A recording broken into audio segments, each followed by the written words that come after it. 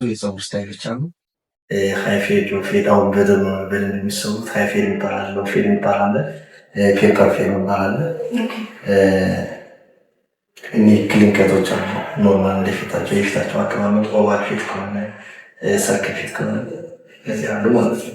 ዋው ፋን ሰላም ሰላም፣ ውድ ቤተሰቦቻችን እንዴት ናችሁ? ስለ ውበት እናነሳ ከሁለቱም ጾታ ፀጉር ቀለም ተይዛል።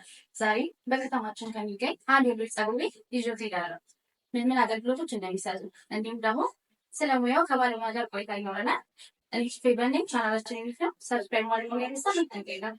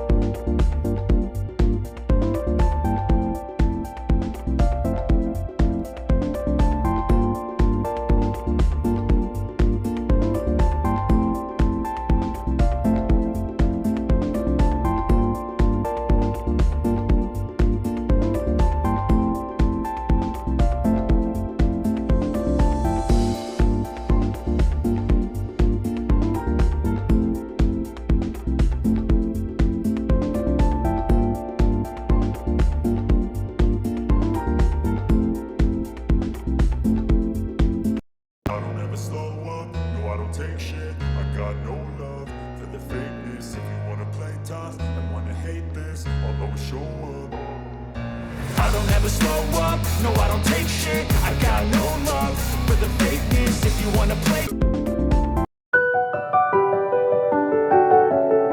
ሰላም እሺ፣ እኔ ፌቨን ባዝ በቅድሚያ ራስን አስተዋውቀኝ። እሺ፣ ሰላም ጤና ይስጥልኝ። እንዴት ነሽ? አለሁ ይባላል። የፀጉር ባለሙያ ነኝ። እሺ፣ በስራው ዘርፍ ላይ ስንት ዓመት ቆይታል?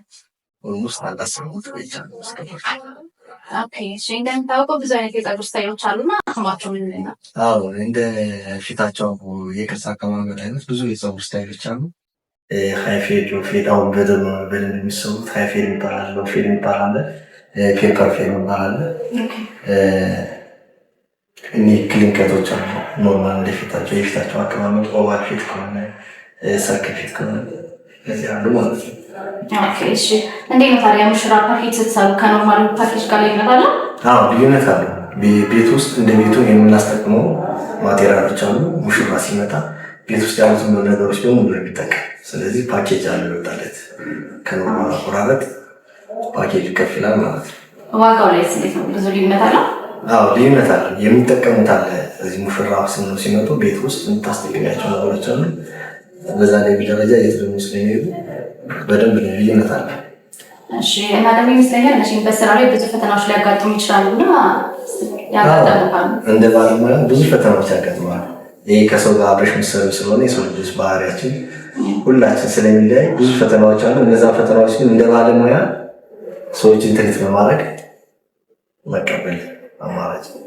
ስለዚህ ከስነ ምግባር ጋር በተያያዘ እንደ ፀጉር ባለሙያ ምን አይነት ባህሪ መላበስ አለበት?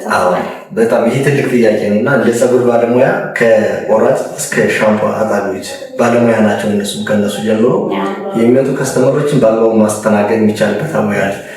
አንዳንድ በቆራጮች እንደ ባለሙያ ሰውየው የመጣው ከዚህ ጋር ገንዘብ ከፍሎ ተቆርጦ ሊሄድ ነው ቲፕ የሚያዩ ሰዎች አሉ። ትልቁ ማተር የሚያደርገው ይሄ ነገር ስለሆነ እንደ ባለሙያዎች ይህን ነገር ማስተካከል አለባቸው።